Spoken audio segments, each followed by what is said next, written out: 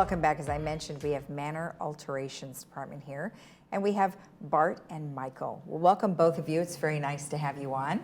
I am happy to be here. My name is Bart Mejia. I'm the Assistant Director of the Maintenance and Construction Department, and I oversee 3 divisions. I oversee Manor Alterations, I oversee projects and damage restoration. Today, I am happy to be here to talk about Manor Alterations and the improvements that we have made to Manor Alterations and to provide better customer service. Fantastic. And then, Michael, why don't we have you go ahead and introduce yourself as well? Michael Horton. I joined Manor Alterations about 3 months ago. Oh, okay. But I'm obviously not new to the industry. I was licensed in 1967, I'm a 3rd generation contractor, which is clearly before I was born. And we built our first custom home in 1972. Oh. And I jokingly like to say, for an Orange County kid, I had my first car accident in a tractor in 1979. Oh.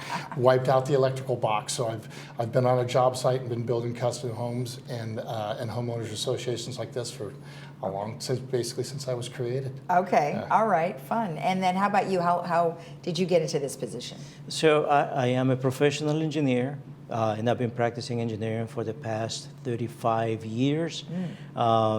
I am a past city engineer with the City of Costa Mesa, and now I am helping the community, bringing my experience and knowledge and put it into practice. As I mentioned, the 3 divisions that I oversee fit perfectly within my skill set, and I tell you, I am impressed with the community, and I am happy to assist. That's excellent. And you know, it's kind of nice to have 2 different backgrounds, right? Because you're coming from handling a very large area, and then yourself, you've got the HOA stuff, which is great because we have 3 HOAs, and we have a very large community that is like a city. It is, and it functions like a city as well. Exactly, exactly. All right, so you're here to tell us a little bit about, you know, what Manor Alterations is as a whole, and what are some of the things that you guys have been changing to streamline the process? So, and I am happy to start with that. Okay. So, you know, not too long ago, Manor Alterations has had a few issues with the processing of mutual consents, variances, responding to emails, responding to phone calls, and that is all due to a number of factors that affected Manor Alterations. That included illnesses, vacancies, and it was very difficult to find qualified staff to fill those open positions. Right. We worked very hard with our human resources to find qualified staff, and we have been fortunate to have found qualified staff, so that now all of those open positions have been filled, including that of the Manor Alterations manager, which is why we have Mr. Mike Horton here with us, and he is already making a difference. So some of the things that we have done to improve customer service in transition, and now that Mike is here, we will continue to do that, but it has been all hands on deck. We couldn't do this all by ourselves. We needed the help from other departments. We had to also hire consultants. We hired temp agencies to help us with inspections, mutual consents, with intake.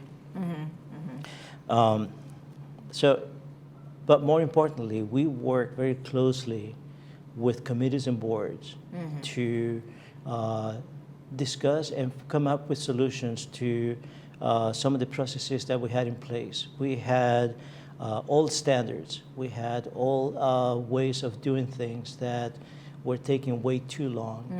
And we have worked with them very closely. We have come up with solutions that have helped improve on customer service. We work very closely with the city, which was another critical item that we needed to work on, and that is defining our respective roles. How much work do we need to do? How much work do they do? And again, with the assistance of boards and committees, we have defined what those roles are. Okay. Where our main focus now is on looking at our rules and regulations and not duplicating city efforts. That's good. Michael, so tell me a little bit about how this may differ, because you've got 3 different HOAs and 3 different sections versus maybe what you've been used to before. What are some of the challenges there?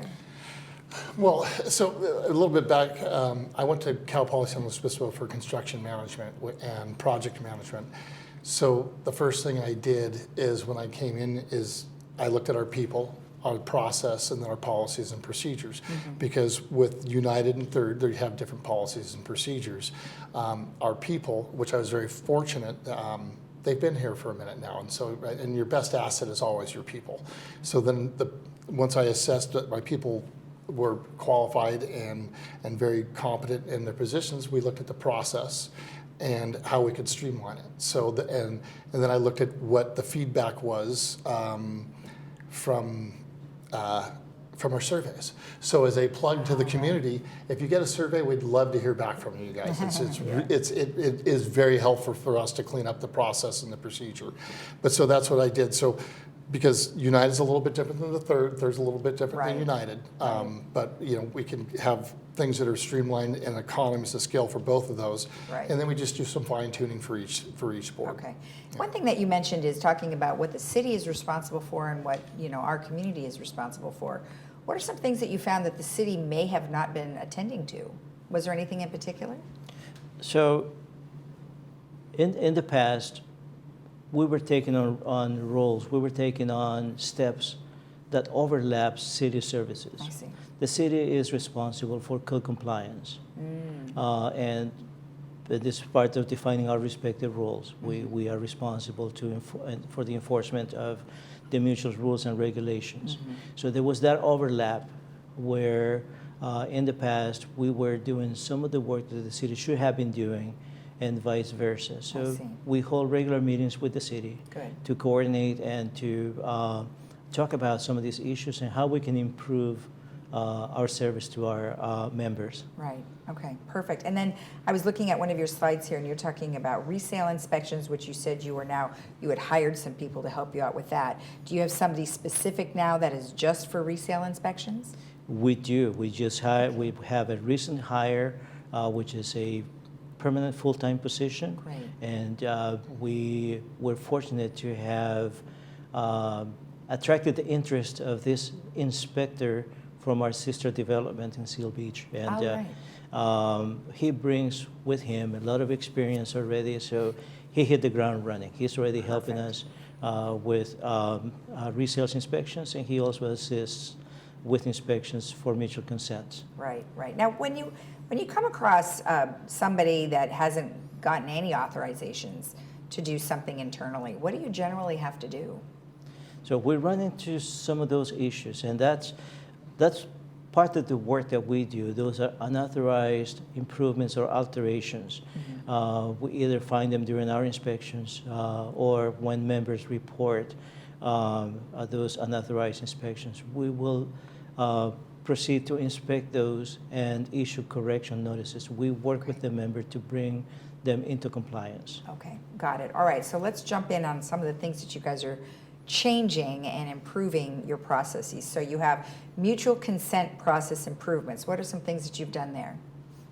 So with the mutual consent process, the first thing that we did is, as I mentioned before, is the plan check process, where now we limit that to checking for rules and regulations that the mutuals have. Okay. We have improved that time, the time that it takes to review those and provide that approval if it meets all of the requirements, so that the member can proceed then to the city and get and obtain the proper city permits if those are required.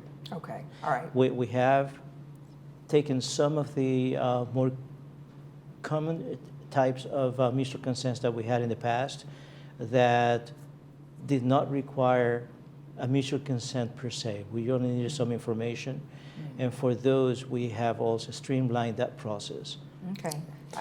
I was just going to add, in the slide that's shown up in the background, previous in 2022, it took like 3 or 4 weeks to get the process approved. Oh, wow. Which is, for any resident, everybody that's done a remodel of their home, we don't want to not have a kitchen for 3 or 4 weeks while this is processed, right? So we've gotten it down to 5 days, which is very important. So, and the question you asked previously about unauthorized alterations, not approvable and it's a violation within our codes, but it was understandable because they didn't want to wait that long duration. And so, but the importance of now that we've got it down to 5 business days and a great working relationship with the city so that you can actually have your permits pulled and then have your consent done by us, which is meeting the architectural standard, Right. there's really no reason to circumvent that anymore. Perfect. That's great information. Okay, good. So let's move on to, you have mutual consent submission metrics. So what are we looking at? Mike? Okay, so that is our IAT department with Chuck, and he is just a wealth of knowledge. And so what we just did is as a new manager, I wanted to see what we did last year, and I Okay. wanted to see how long it took us. So if you can, with that chart, in the short version of this, is we did the exact amount of submissions last quarter, the first quarter of 22, as we did this year, except we did it in 3 to 5 business days this year, and last year we did it in 3 to 4 weeks. Wow. So as I said, our people are, the team that we have is a fantastic team, and it really is our best asset. Well, you must be getting some great feedback from the residents. I'm With this kind of smiling. process, Yeah, I yes. mean, they must be very happy with that. We do. We get positive feedback. And I think that, we not always get positive feedback. And that's why Mike mentioned earlier about the survey and providing the feedback to us. But what is also just as important is that we are not getting as many complaints as we did in the Right. past. Wonderful. And that too is a measurable target for us. No news might be good news, right? All right, so let's move on to variance and resale processes, because we talked a little bit about that. So let's start with a variance is an alteration that does not fit a standard. And for that, we have a process. The mutuals have adopted a process to submit variances and go through the approval process. Okay. That process used to take 3 to 4 months. We have taken steps, and it varies by mutual, but in essence, it's essentially the same approach, where we expedite the review process. We look at those variances that are more commonly used, and we've worked with the committees and boards to standardize some of those so that we can expedite what used to be the variance process.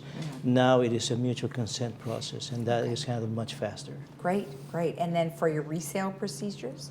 So resales as for our team, for the Manor Alterations team, includes the inspection of units to make sure that they're in compliance with mutual rules and regulations. That used to take 3 to 4 weeks to complete a first inspection. A first inspection is the most important one. Right.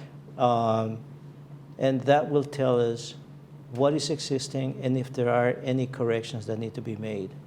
We have worked very hard with the community, with our realtors, to let them know that it is important to get the first inspection done as early as possible. So if there are any corrections that need to be made, there is time to go through a normal process. Some of those corrections may require a mutual consent. Some may require a city permit, and all of that takes time. Yeah. So we want to encourage, and you can ask for, you can request a first inspection at any time. It's good for 180 days, so that if you're thinking about selling your property, get that done as soon as possible. Right. And that way you know if you need to make any corrections. And is there any charge for that, or is that a complimentary? Mike? On the resale inspections, the first part of the inspection is a $60 charge. The second part for the final report and the release, I believe, is about 75 or 90. So that's really part of your sale process, right? Yeah. Okay. The important thing is resale inspections. There's 2 parts of the inspection. There's the inspection that our inspectors do for the compliance of the community and the boards, which is the 2 different boards. And then when the buyer has their independent or third-party inspector, which is the one that makes sure that your shower and your P-traps and all that work correctly. But the important part that Bart's talking about is that we want to ensure that the new buyer and the seller have done everything which is in code and compliance, with our procedures. Right, okay, perfect. Okay, so email and telephone responses. I know they've been working very hard to make sure that this is of the highest excellence in response times. Looks like you're doing pretty good. So emails, it is a compounding problem. When we had our issues or other problems with staffing, with illnesses and COVID, and when we were doing those extra plan checks, submittals for mutual consents are done through an email system, and it was taking too long to process them. Yeah. And what that was doing also at the same time is when our members or contractors did not get a response within a few days, they will send a follow-up email. So that was building up, and we had to find a way to get to those, bring it up to current. The same was with telephone and voicemail messages, and that's one of the first things that we started doing, and we worked. That's where we got additional help from consultants, Right. temp agency, and even other departments to help us with that backlog. Good. Unfortunately, I'm very happy to report that that backlog of emails and voicemail messages has been brought to current. And Mike has a few updates when it comes to that, because he has been now integral in the final steps required to bring that and bring them to current. Right, and we have a chart on the next one that you can see the difference between the amount of emails and then versus what we've done already in Q1. And did you want to make a comment to that? Yeah, so back to actually assessing when we looked at, because they all feed upon one another, right? And so when they were doing the mutual consent, I just looked at what were the bottlenecks in the process that were holding them up. And then those bottlenecks were, clearly explaining our certificate of insurance as a requirement and responsibility of the contractor, and then also the air clearance report. And then when we dug deep into the emails, multiple emails about the same subject matter. So we fixed those two processes, and then this is just the first quarter. Now, when we look at April, our total amount of emails has gone down by like 30% because the questions are being answered up front. Right. So it's just streamlining. So back to the surveys, it's important to get the feedback because we are listening, and Perfect. and then we're trying to fix it. Well, excellent. So going forward then, what are some of the things that you're going to be working on going forward? So our work is just starting right now. We will continue to work with boards, committees, members, contractors, realtors to find ways to improve processes that we have in place to improve on customer service. Right. We are currently updating more standards, standards that may be obsolete or they're outdated, bring them up to current, finding ways to expedite things, either modifying or creating new standards for those types of variances that are commonly used, and continue to work closely with the city so that we continue to work together as a team and provide the best customer service that we can. Yeah. I think a great example of that is that water heaters. The codes and compliance for water heaters have changed over the last decade. Right. And so instead of it being a complete submission of approval to have it swapped out, we've done it on one page. We have an immediate permit pulled through the city, and now they can get that process. They can submit the process and have it approved in a day, and they can get their contractor out and have it actually everything done and signed off in 5 business days, and away they go. Fantastic. Well, congratulations. Sounds like you guys have achieved quite a bit in the short amount of time that you've both been here. Thank you. We're happy. All right, excellent. If you want more information about anything that we have discussed, you can always email Manor Alterations at alterations@vmsinc.org. We'll be right back.